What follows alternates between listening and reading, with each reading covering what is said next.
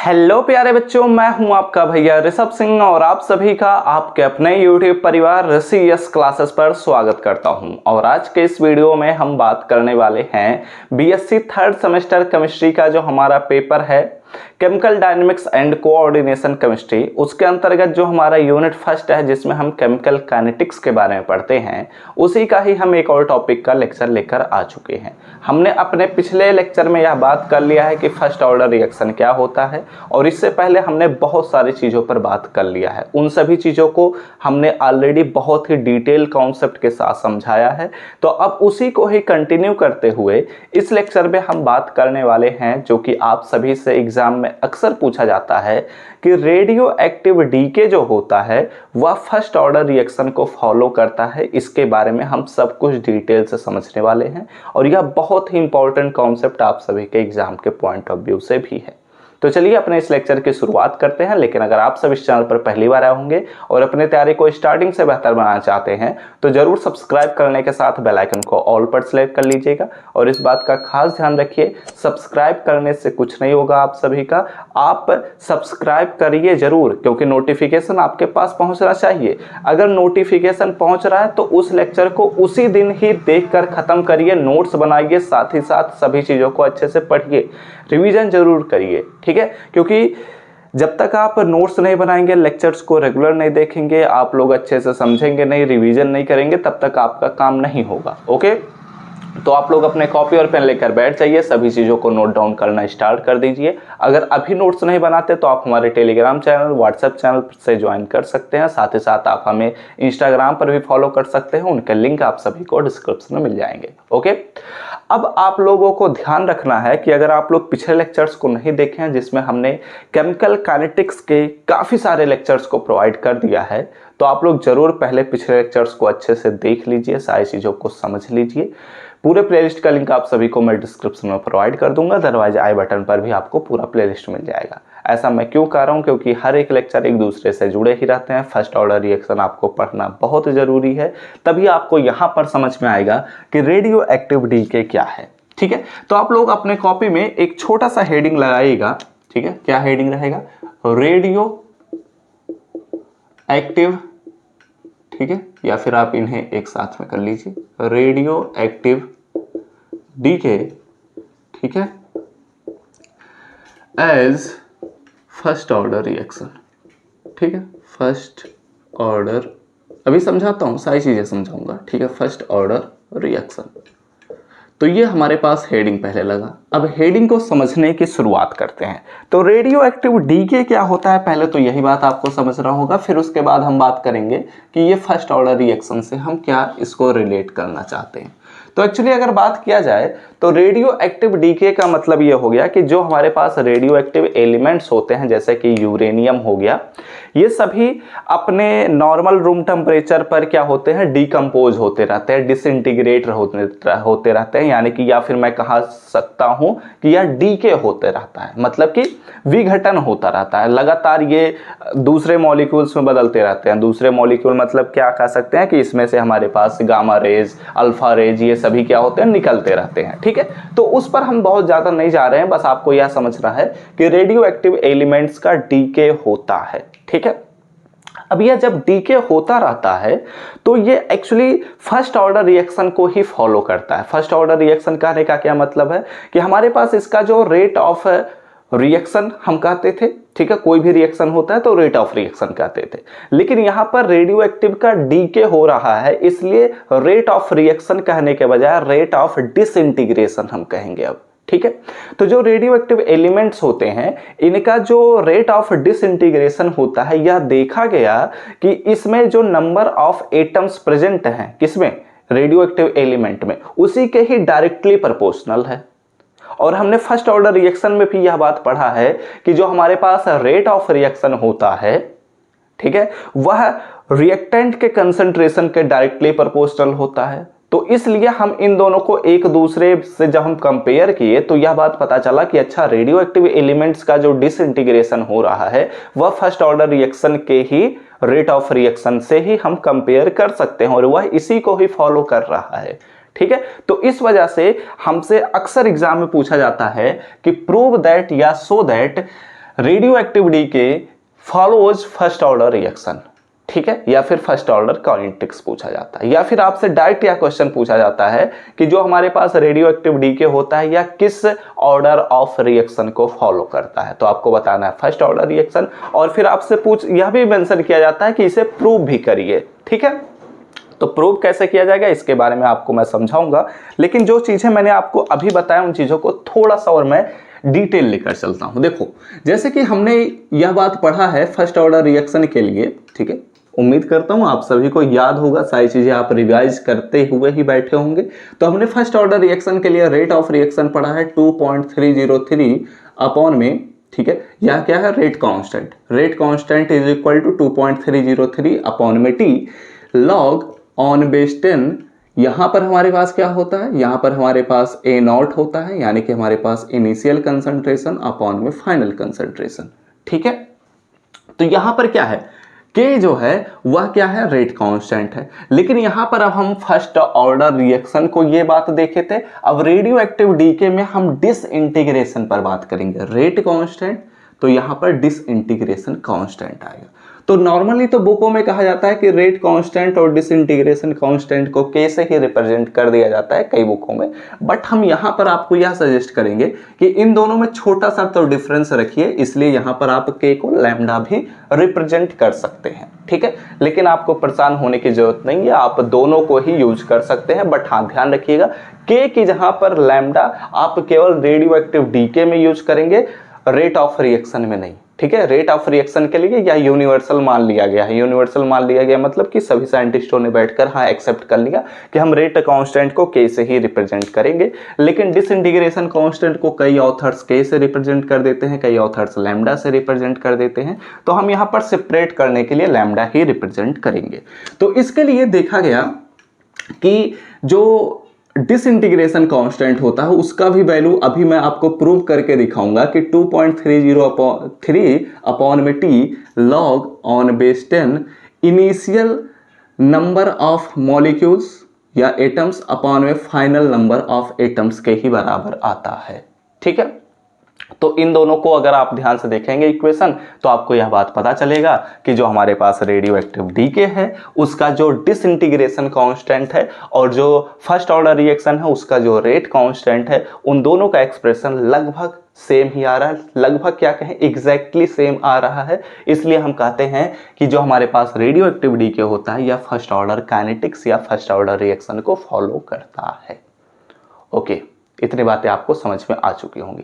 तो इतनी बातें अगर आपको समझ में आ चुकी हैं तो अब इन चीजों को आगे बढ़ाते हैं और सारी चीजों को हम नोट डाउन करना शुरू करते हैं। आपको यह भी बात जाननी चाहिए, क्या बात जाननी चाहिए कि हम यह बात पहले ही समझ चुके हैं कि जो हमारे पास रेट कांस्टेंट होता है, रेट कांस्टेंट मतलब क्या, के, ठीक है, यह टेम्परेचर पर भी डिपेंड करता है, प्रेशर पर भी डिपेंड करता है, number of atoms, number of concentration पर भी डिपेंड करेगा, ठीक है। तो यहां पर टाइम पर भी डिपेंड कर रहा है, ओके। लेकिन जब हम बात करते हैं डिसइंटीग्रेशन कांस्टेंट पर, तो यह नंबर ऑफ एटम्स पर तो डिपेंड करेगा, टाइम पर तो डिपेंड करेगा, लेकिन यह कभी भी एक्सटर्नल फैक्टर्स पर डिपेंड नहीं करता। कहने का क्या मतलब है कि टेम्परेचर प्रेशर को हम चाहे कितना भी बदल दें, कितना भी बदल दें, हमारे पास जो डिसइंटीग्रेशन का रेट हो रहा है, यानी कि रेट ऑफ डिसइंटीग्रेशन हो जो होता है, उससे उस पर कोई भी प्रभाव नहीं पड़ता है, ठीक है। और यही एक छोटा सा डिफरेंस भी है, अदरवाइज यह दोनों एग्जैक्टली डिट्टो सेम हो जाते, ठीक है। लेकिन यहां पर ये छोटा सा डिफरेंस है, तो ये आप लोगों को मैं लिखवा भी दूंगा, ठीक है। चलो इसी से ही शुरुआत करते हैं। तो ये आप लोग हेडिंग लगा लीजिएगा, radioactive decay as first order reaction, ठीक है। अब यहां पर लिखना शुरू करते हैं कि द रेट ऑफ डिसइंटीग्रेशन, ठीक है। रेट ऑफ रिएक्शन मत लिखिएगा, डिस इंटीग्रेशन, ठीक है, इंटीग्रेशन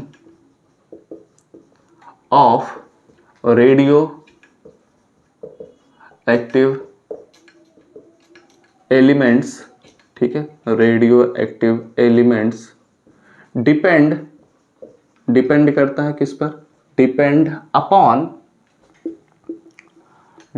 अपॉन नेचर, ठीक है, nature of radioactive element, ये बहुत ही इंपॉर्टेंट लाइन है इसलिए मैंने इस बात को लिखवाया, ठीक है। रेडियो एक्टिव एलिमेंट के नेचर पर हमारे पास रेट ऑफ डिसइंटीग्रेशन क्या करता है, डिपेंड करता है, ठीक है। अगर हमारे पास नेचर अलग अलग होगा प्रभाव पड़ता है, मैंने आपको पढ़ाया भी है कि रेट ऑफ रिएक्शन का जो रिएक्शन का नेचर होता है उससे प्रभाव पड़ता है। वैसे ही यहाँ पर भी हमारे पास रेडियो एक्टिव एलिमेंट का जो रेट ऑफ डिसइंटीग्रेशन होता है वह रेडियो एक्टिव एलिमेंट के नेचर से डिपेंड करता है, ठीक है। बट यहाँ पर यह बात जरूर मेंशन करिए, बट डज नॉट डिपेंड, ठीक है। लेकिन यह क्या करता है, यह डिपेंड नहीं करता है, डज नॉट डिपेंड, किस पर डिपेंड नहीं करता, अपॉन एक्सटर्नल फैक्टर, ठीक है। यहां पर लिखिए एक्सटर्नल फैक्टर, ठीक है। अब ये एक्सटर्नल फैक्टर्स क्या होते हैं, एक्सटर्नल फैक्टर्स पर अगर बात करते हैं तो ये हमारे पास होता है टेम्परेचर, लाइक टेम्परेचर, प्रेशर, ठीक है, ETC लिख सकता हूं मैं, ओके। यहां पर मैंने ETC लिख दिया। और यह भी हम देख सकते हैं, यहां पर मैं लिख दे रहा हूं कि इट कैन बी सीन, ठीक है, it can be seen that the rate of disintegration, ठीक है, rate of disintegration of radioactive element, ठीक है, of radioactive element follows, ठीक है, फॉलोज फर्स्ट ऑर्डर, ठीक है। किसको फॉलो करता है, यह फॉलो करता है फर्स्ट ऑर्डर काइनेटिक्स या रिएक्शन को, ठीक है, ओके। और इसे हम कैसे दिखा सकते हैं, तो चलिए अब इस पर भी बात कर लेते हैं। तो हम क्या करते हैं, कंसीडर, पहले आप लोग सपोज कर लेते हैं, ठीक है, हम लोग यहां पर सपोज कर लेते हैं, कंसीडर ए जनरल, ठीक है, रेडियो एक्टिव रिएक्शन या डीके भी लिख सकते हैं, तो यहां पर मैं फिलहाल रिएक्शन लिख दे रहा हूं, ठीक है। तो हमने यहां पर एक जनरल रेडियो एक्टिव रिएक्शन पर अगर हम बात करते हैं तो हम सपोज करते हैं कि ए हमारे पास कोई रेडियो एक्टिव एलिमेंट है जो कि डिसइंटीग्रेट हो रहा है, डिकम्पोज हो रहा है, डीके हो रहा है, और यह क्या करता है, यहां पर हमारे पास बी एक दूसरा एटम, दूसरा हमारे पास एलिमेंट का फॉर्मेशन हो जा रहा है, ठीक है। एक मिनट रुकिएगा, एक्चुअली पसीना होता है ना, मतलब क्या ही बताऊं। आओ चलो पढ़ते हैं, ठीक है। बहुत दिक्कत होती है कई बार पसीने से, ठीक है, क्योंकि पसीना होता रहता है, लेक्चर्स बनाना रहता है और आपको पढ़ाना रहता है, तो सिचुएशन में मतलब थोड़ा कई बार इरिटेशन हो जाता है, ठीक है। खैर कोई दिक्कत नहीं है, आप लोग बस पढ़ते रहिए अच्छे से बैठकर, ठीक है, ओके। एंड हाँ, सपोर्ट जरूर करिएगा, ओके। चलिए देखते हैं। तो ये हमने आपको बताया कि हमारे पास ए कोई भी एक रेडियो एक्टिव एलिमेंट है, ठीक है, उसका यहाँ पर जब डिसइंटीग्रेशन हो रहा है तो हमारे पास बी कोई एक दूसरा रेडियो एक्टिव एलिमेंट या फिर कोई दूसरा एलिमेंट का प्रिपरेशन हुआ, ठीक है। हम सपोज करते हैं कि T इज इक्वल टू 0 समय पर, जिसे हम कहते हैं इनिशियल कंसंट्रेशन, इनिशियल टाइम, तो उस सिचुएशन में हम कह दे रहे हैं कि इससे रिएक्टेंट ए या फिर रेडियो एक्टिव एलिमेंट ए का जो हमारे पास नंबर ऑफ एटम्स है वो n0 है, ठीक है। कंसंट्रेशन नहीं बोल रहा हूं, नंबर ऑफ एटम्स, ठीक है, वह n0 है, ठीक है। T is equal to T time पर हम कह दे रहे हैं कि इसका जो नंबर ऑफ एटम्स है वह n है, ठीक है। तो इसका मतलब हम सिंपली जानते हैं कि प्रोडक्ट पहले 0 रहा होगा, फिर उसके बाद हम कह दे रहे हैं कि x बना हुआ होगा, तो यह n जो होगा वह n0 माइनस x रहा होगा, ठीक है। तो ये खैर हम बाद में बात करेंगे, ये सारी चीज हमारे अभी काम की नहीं है, ठीक है। आइए बातें करते हैं, समझते हैं, ठीक है। तो इसे मैं इरेज कर रहा हूं क्योंकि ये तो हमें आपको वर्ड्स में लिखवाना है, वैसे वर्ड्स में लिखना आप लोग सीख लीजिए, क्योंकि ये सारी चीजें मतलब आप बस ऐसे ध्यान रखेंगे और एग्जाम में बस वर्ड्स में इन्हें पिरो देते हैं, ठीक है, मतलब लिख देते हैं। तो अगर बात करते हैं तो यहाँ पर हम लिखेंगे कि लेट, हम कंसीडर कर रहे हैं कि N naught be the initial number of atoms of radioactive element, ठीक है, रेडियो एक्टिव एलिमेंट जो हमारे पास है उसका यह इनिशियल नंबर ऑफ एटम्स है, ठीक है।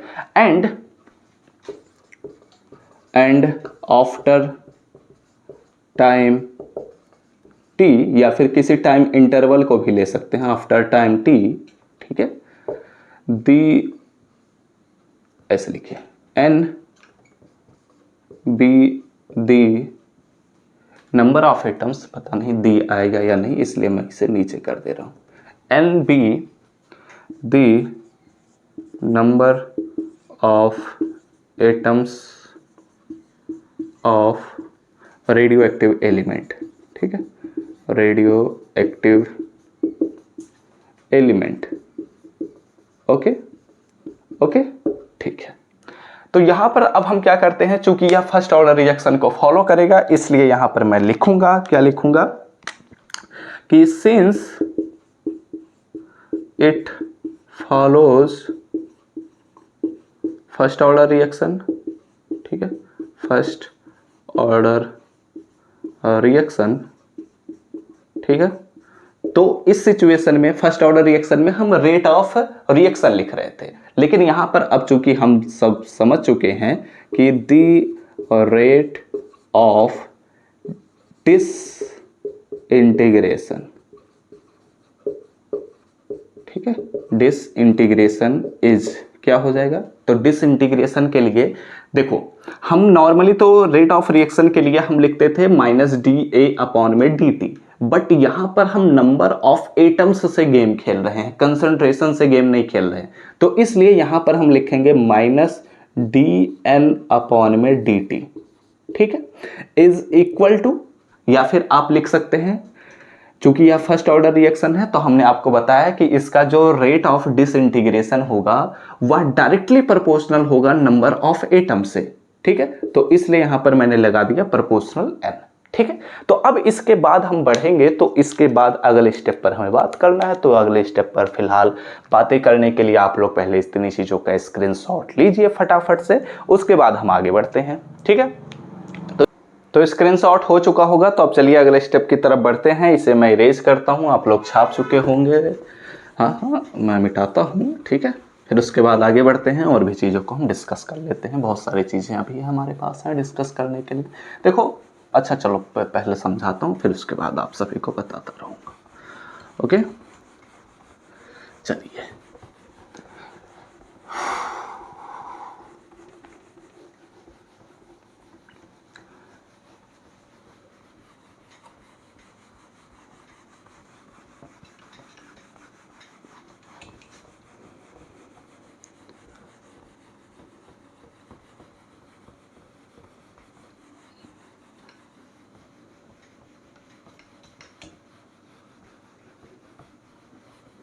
ठीक है ना।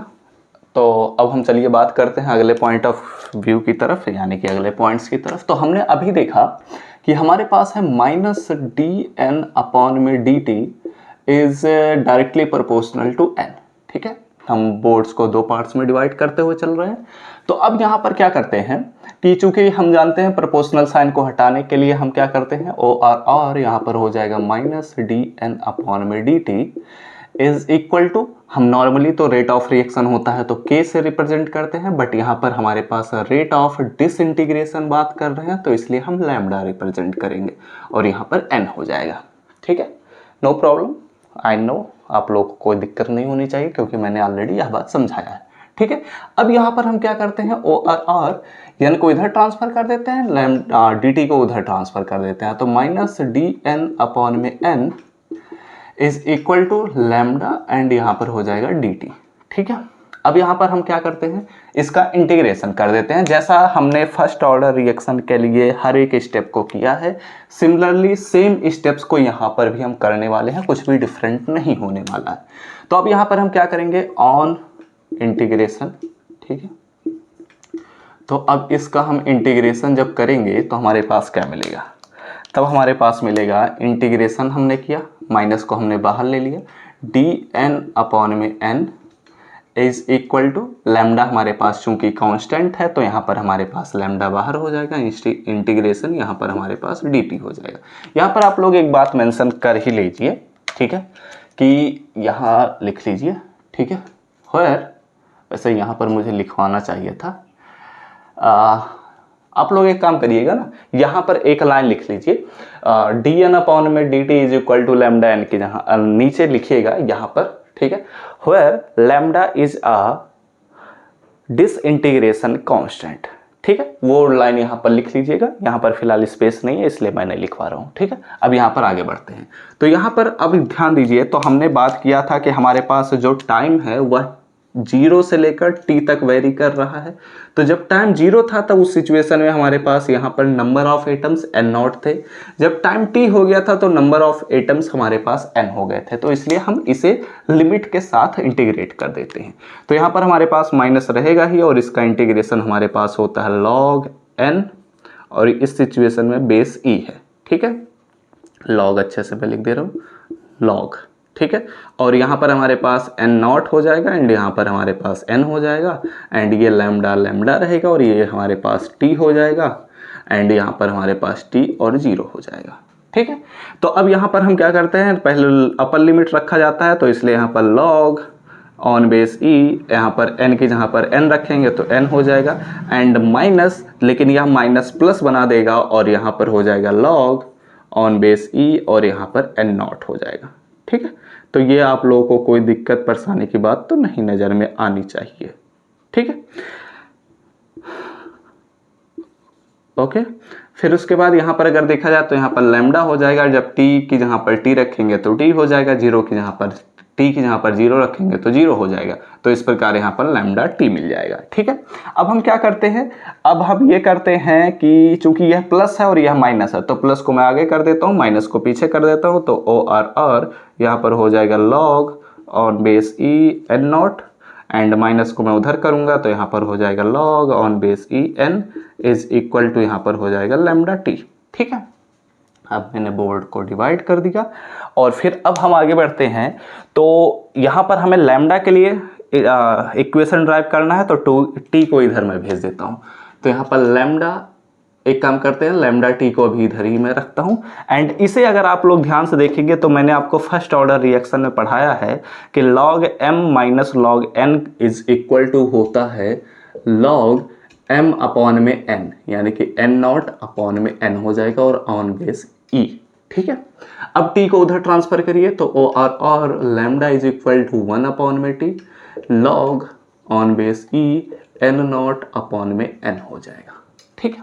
फिर उसके बाद हम क्या करेंगे, हम सभी जानते हैं कि e के हम log बेस e के जहाँ पर log बेस 10 रखेंगे तो ऐसा सिचुएशन में 2.303 से हमारे पास यहाँ पर मल्टीप्लाई हो जाएगा, और मैंने ये फर्स्ट ऑर्डर रिएक्शन में आपको अच्छे से पढ़ा दिया है।